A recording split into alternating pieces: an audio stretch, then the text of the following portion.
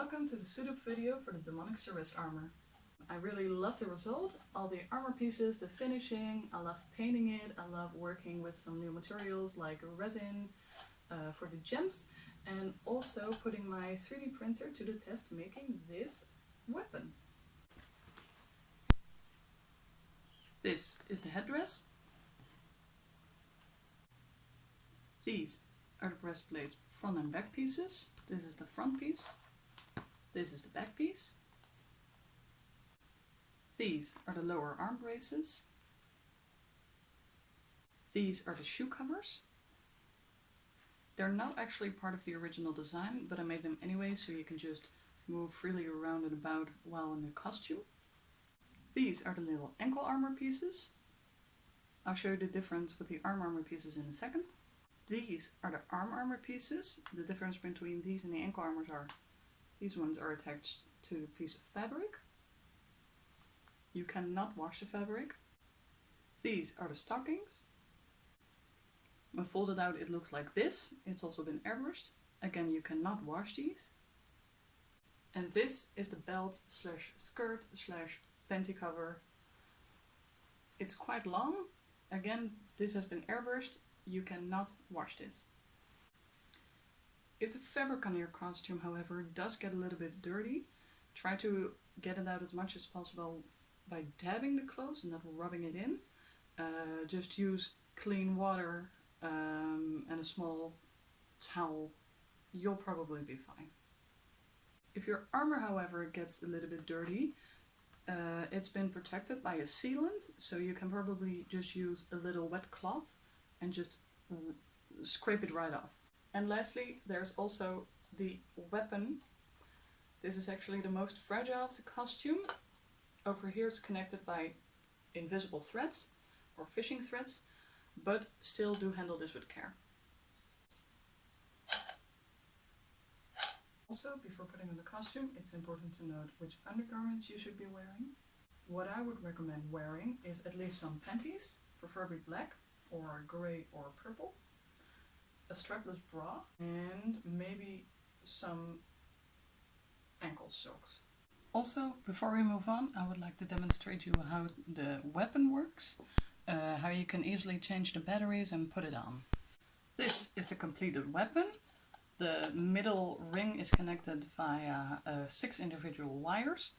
This will make sure it doesn't wobble too much or go down. This is actually the center console. It is translucent. It's also been protected by a clear coat. There isn't really an easy way to change the batteries because of the shape and also the wires that are in the way, but the easiest way to do it is flip it upside down. This won't budge because these things prevent it from slipping down too far. Twist the sphere on the underside just a little bit until it's open. There you can see the exposed LEDs now. And in there is a battery compartment and also one switch that will turn the whole thing on. It's over there. You can just disregard the little Arduino over there. It won't run too hot, it won't fail or anything, it won't catch on fire, but just in case, have it on for maximum, I would say, an hour. When you're changing the batteries, just pull this one out. Like so. And you can just switch them. These are just standard AA batteries. Over here is the switch. If you want to turn it on, just flick it. Like so. And you can already see this is translucent and will let a lot of the light through. And just turn it off again when you're done. And to close the sphere, just put this thing back. Like so, tuck it in a little bit. It will still move freely in there, so just keep an eye out on that. Push this thing to the top.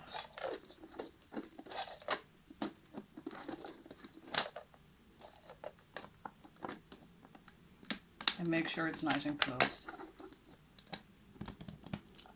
And just twist when you're done. Like so. Now can you use it again? With all that being said and done, let's put on a costume. What I would recommend is starting with the legs and working your way up from there. So first put on the stockings and then put on your armor. In this case, please disregard the way the stockings are fitted onto Barbara. The client is a lot smaller than Barbara is, and the stockings have been fitted to their needs. Once you have the stockings on, please take your ankle armor, just open up the back velcro like this. They should open up like a pancake, and you can just wrap these around the legs.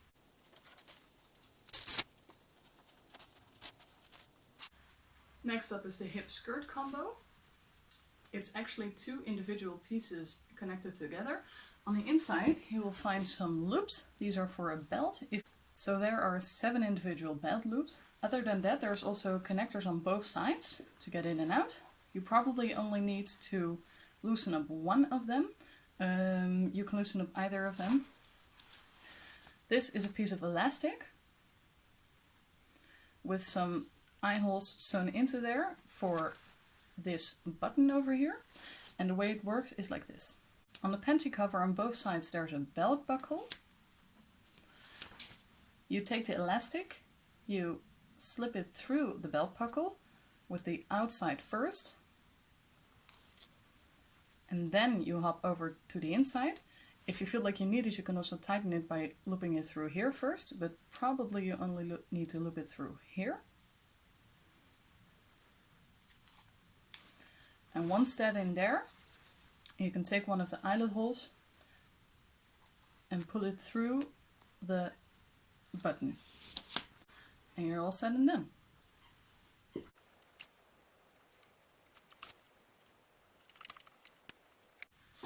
Now that the belt skirt combo is in place, you can attach the hip armor. The hip armor looks like this. On the inside there's a piece of Velcro over here. And the Velcro just attaches to the side of the skirt. So here's the other side of the Velcro. Easy like that. Next up is the breastplate. For demonstration purposes, Barbara does not have her arms on because they can flex and you need a little bit of flexibility to put the breastplate on. The way the breastplate works is that there's 2 paracord buckles on the side. 1,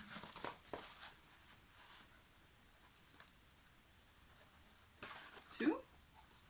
And there's also some Velcro over at the necklace. They're all in the back. 1, 2, 3. And also number 4 to disconnect the back from the front. What I would recommend you doing is putting one of these on the back.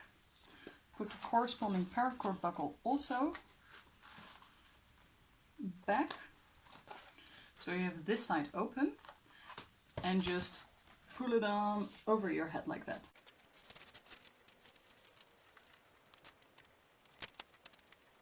You're all set. Next up are the arm pieces.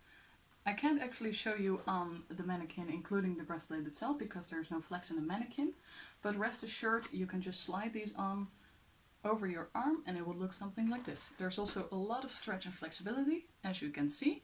This probably won't happen when you're wearing it because the mannequin is actually a little bit more chunky, but rest assured it can take a lot of strain. You can put this on the inside of your arm to avoid it showing in photos. And don't worry about ever losing this part. It's been secured with extra fabric and thread. Now onto the lower arm. I can't actually show you on a mannequin itself because this has absolutely no flex and the mannequin is way too big for it. But rest assured you can just put your hand through here. And at the end you can grab this like a glove. Like so. There's one gem on the inside. And the gem on the outside I actually connected by taking some design liberations because otherwise you needed to use some type of spirit gum or fashion tape and it will probably fall off anyways. So in order to avoid that I actually connected it to the main handpiece. And lastly, for the normal pieces of armor, these are the boot covers. I actually recycled the design from my Sally Whitemane cosplay because I think it fitted this demonic Seris design quite nicely. You can just use it with any kind of footwear. I would recommend some slides, like this. Just pull the elastic over the nose of the shoe.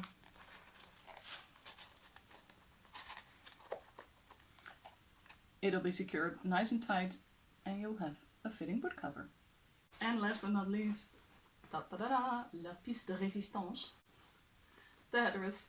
This is actually my favorite part of the costume. I love how it looks with the big gem, and also the back with the extra spikes and the organic look, and it feels so secure. If you're wondering how the eyesight is in this headdress, underneath these two horns there's actually some tiny holes over here and over here. And once you have it on, you can almost see everything. Just put it on like a regular hat. You can see quite well through it. And if you're still not able to see that much, just flick it up over your head and you'll be fine. There is a chance that the sides will not connect to your cheeks like in the reference. What I would recommend is either some spirit gum, some fashion tape, or just hold it for a little while like this once you have it on, to keep the shape a little bit better. Foam will be shaped with a little bit of heat, but I would recommend not heating this up if you don't have to.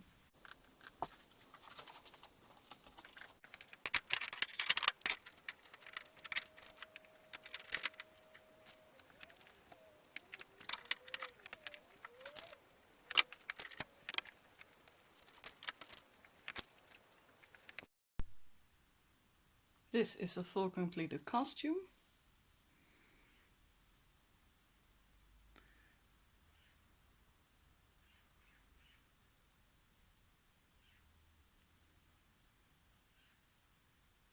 Well, and that concludes the suit-up for the demonic Seris armor.